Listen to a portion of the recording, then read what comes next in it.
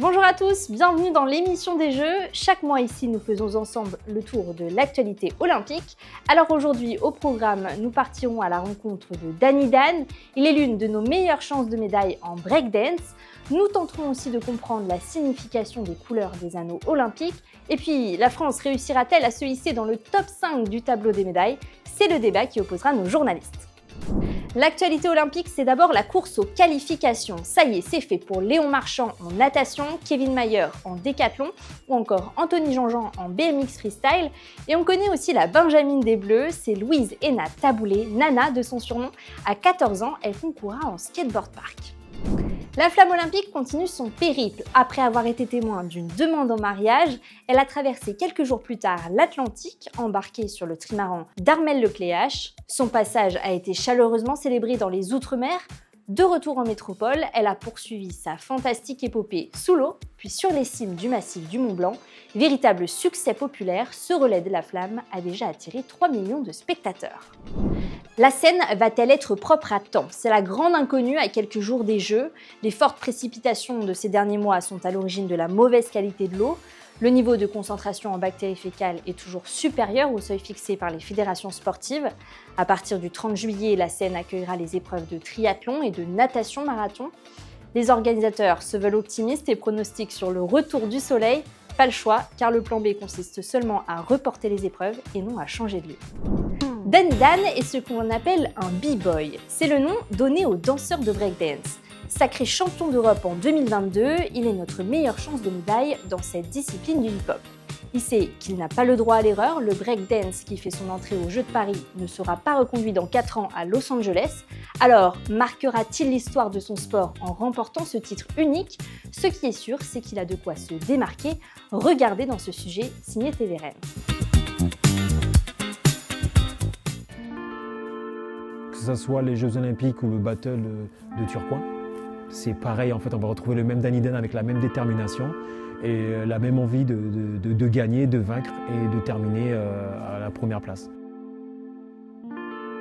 Je m'appelle Dany Dan, 35 ans, athlète de haut niveau, catégorie breaking. Je prépare les Jeux actuellement.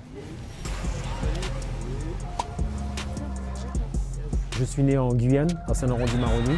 Mon palmarès, il est assez bien fourni. Je commence par 2021, vice-champion de France, double champion de France 2022 et 2023, champion d'Europe 2022, une Coupe du Monde 2023, vainqueur des Jeux européens qui me donne mon ticket pour les Jeux Olympiques. Pourquoi je suis là? C'est déjà parce que ma femme elle est bretonne. Quand je viens ici, c'est pour partager avec les jeunes, je m'entraîne et aussi couper un peu de tout. Qu'est-ce que tu travailles? L'histoire. Vas-y. Un jour, il a appelé puis il a dit bon, moi j'ai fait mon choix, je vais me licencier en Bretagne. Ma belle famille est de Bretagne, je viens souvent en Bretagne, je connais le club et les valeurs du club, je les partage. Merci. Voilà, et ensuite tu continues. Alors avoir Dany comme ambassadeur aujourd'hui, ça apporte un vrai plus. On le voit sur la motivation des jeunes, il y a un déclic qui se fait naturellement, il y a une approche. Je commence ici et je fais ça. Le breaking, comment je l'ai commencé, c'est grâce à mon cousin. Lui, il pratiquait, moi je passais devant une salle, je l'ai reconnu, j'étais intrigué, je suis resté devant et j'étais époustouflé par ce qui se passait dans la salle. Le premier mouvement que mon cousin m'a montré, on appelle le Chinese Up parce qu'on l'avait vu dans les films de Jackie Chan, c'est celui-là.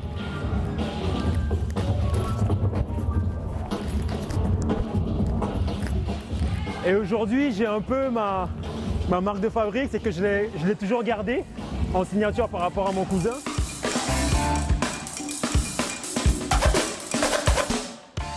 Ma manière de danser, ma musicalité, mon espace, ma folie, ma tenue vestimentaire, ben, tout ça fait que je suis pas comme tout le monde en fait. Et c'est moi, ça me plaît moi.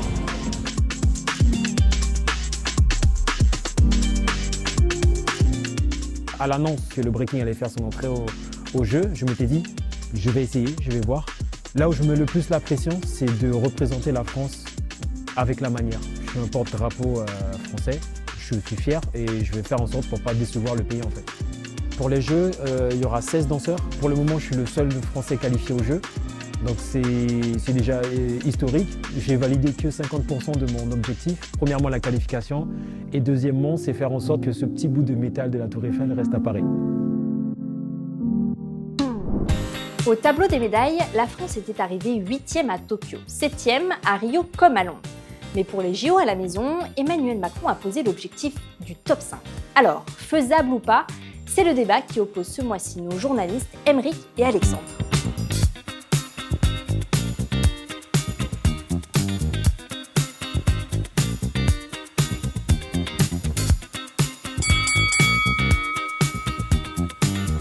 Alors pour moi, oui, on va intégrer le top 5 du tableau des médailles des JO de Paris pour plusieurs raisons. Tout d'abord, il y a le fait qu'on soit pays hôte de ces JO, ce qui est énorme.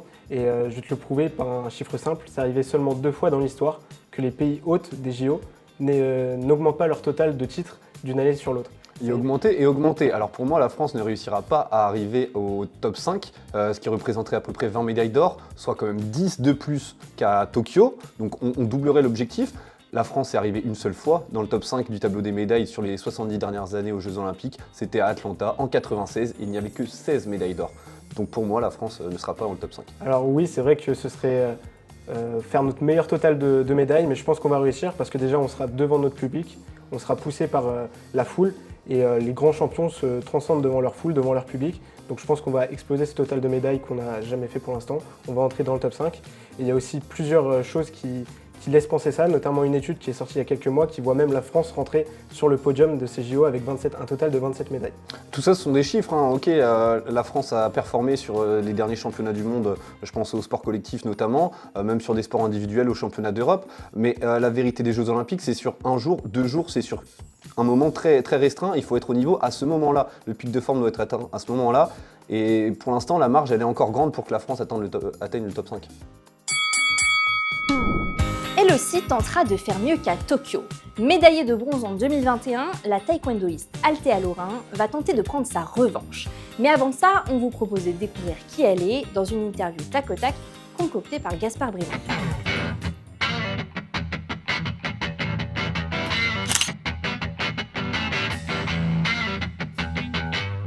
Parce que je suis médaillée de bronze aux Jeux de Tokyo 2021 et championne du monde et double championne d'Europe. Je suis arrivée au taekwondo à l'âge de 7 ans. J'étais censée faire du karaté, mais ne parlant pas assez fort, un animateur qui ne m'a pas entendu m'a envoyée dans une des files et je me suis retrouvée au taekwondo et depuis ça a été l'amour fou. La médaille de bronze à Tokyo en 2021. Je pense que ça a été un moment très fort et ça m'a permis depuis de progresser et de performer encore plus. C'est un point d'ancrage. Parce que j'étais très timide et ça m'a permis de me libérer parce qu'on crie beaucoup au taekwondo quand on tape et c'est très ludique, on utilise ses jambes, une chose qu'on ne fait pas dans la vraie vie. Et c'est un peu un jeu, c'est un jeu de stratégie mais avec les jambes, je trouve ça cool. J'aime la danse, les danses de différentes cultures, j'aime la musique. La musique c'est juste... Et quelle musique tu aimes ? Maria Carey. On les retrouve absolument partout, sur les futurs sites de compétition bien sûr, mais aussi depuis quelques temps sur la Tour Eiffel ou encore parfois tatoués sur le corps des athlètes. Je parle évidemment des anneaux olympiques. Édouard nous a posé une question à leur sujet. Bonjour West France, j'espère que vous êtes en forme olympique. Je voulais savoir quelle était la signification de la couleur des anneaux des Jeux Olympiques. Merci, belle journée. Et c'est une bonne question, car s'il est bien connu que les 5 anneaux olympiques représentent les 5 continents, le sens de leur couleur est un peu moins évident.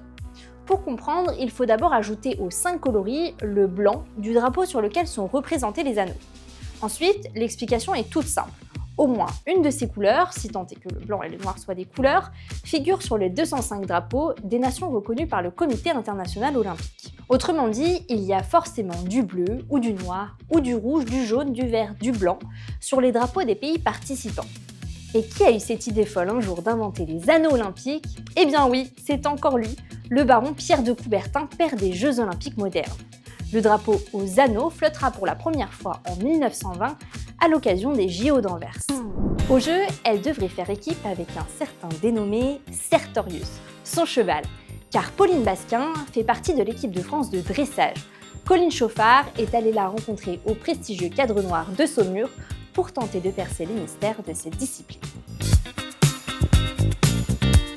Moi, je m'appelle Pauline Basquin et mon cheval s'appelle Sertorius. Alors, Sertorius de Rima Z IFCE de son nom complet, chouchou de son surnom. C'est quoi les qualités d'un bon dresseur? Bon, et là, en l'occurrence, d'une bonne dresseuse. Pour moi, c'est d'écouter son cheval, d'être capable de faire en fonction de son cheval, de le respecter et après, dans son équitation, d'être le plus discret possible, le plus efficace, mais voilà, dans le respect vraiment de son cheval. Est-ce que c'est vrai que c'est le cheval qui fait tout? Le cheval ne fait pas tout parce que moi, si je ne fais rien dessus, il n'a pas forcément envie de rentrer dans le rectangle où il rentre, mais il se balade. Il faut que le cavalier lui indique quoi faire. Après, notre objectif, c'est vraiment de montrer le moins possible ce qu'on fait à cheval pour que ça soit le plus discret possible. Mais du coup, est-ce que ça lui plaît au cheval? Un cheval, ça fait entre 500 et 600 kg, voire 700 kg. Donc un cheval, s'il n'a pas envie de faire, il va pas faire. Ou vraiment contraint et forcé, mais c'est pas du tout l'objectif et c'est pas joli. On a envie en tant que cavalier de faire avec le cheval. C'est bien connu, nous les Français, on aime bien râler. Et les JO, à tort ou à raison, ils y sont passés comme les autres sujets. Et même si l'engouement populaire autour des Jeux commence tout doucement à se faire sentir, certains ne veulent toujours pas en entendre parler. Alors, pour les Parisiens, les stratégies s'affinent. Fuir ou rester, c'est la question que leur a posée Gabriel Chanéac. Je ne reste pas à Paris, avec tous mes amis, on quitte Paris. Je reste à Paris parce que j'ai un travail, je suis boulanger et on va avoir besoin de boulanger pendant cette période-là. Déjà en été, il y a beaucoup de monde avec les touristes, alors en plus avec les JO, j'imagine pas. Donc ça, c'est un peu pénible. Mais après, là par exemple, les petits parcs et tout comme ça, je pense que ça va rester plutôt calme en vrai. Je suis dans le 16e juste à côté et donc du coup on est en plein cercle du village des JO et c'est une grosse boutique donc on va être énormément sollicité. Déjà, on subit Paris à l'heure actuelle depuis 3 mois à cause de toute l'installation. Là maintenant, on va instituer la place de la Concorde, le Champ de Mars, les Invalides. Alors en fait, je voulais partir au début pendant la durée, mais les prix étaient un peu chers. Donc en fait, on a décidé de partir avant et puis de rester et voir en fait comment ça se passe. On a aussi des tickets pour certaines épreuves. Je commence un stage la 2e semaine des JO, donc je suis obligée de revenir à Paris, sinon je serais partie. Ouais. Tout ne sera peut-être pas fermé, il y a des endroits qui seront ouverts. Il n'y aura peut-être pas beaucoup de voitures aussi. On reste optimiste alors. Ouais, il faut, sinon on s'en va, on reste pas là. On trouve un moyen de partir. Voilà, c'est la fin de cette émission. Avec Julien Desfresnes, nous vous donnons rendez-vous sur des quotidiennes à partir du 24 juillet. Nous reviendrons sur les temps forts de chaque journée avec des décryptages, des reportages. Nous vous préparons aussi plein de surprises. On a hâte de vous retrouver. À très bientôt.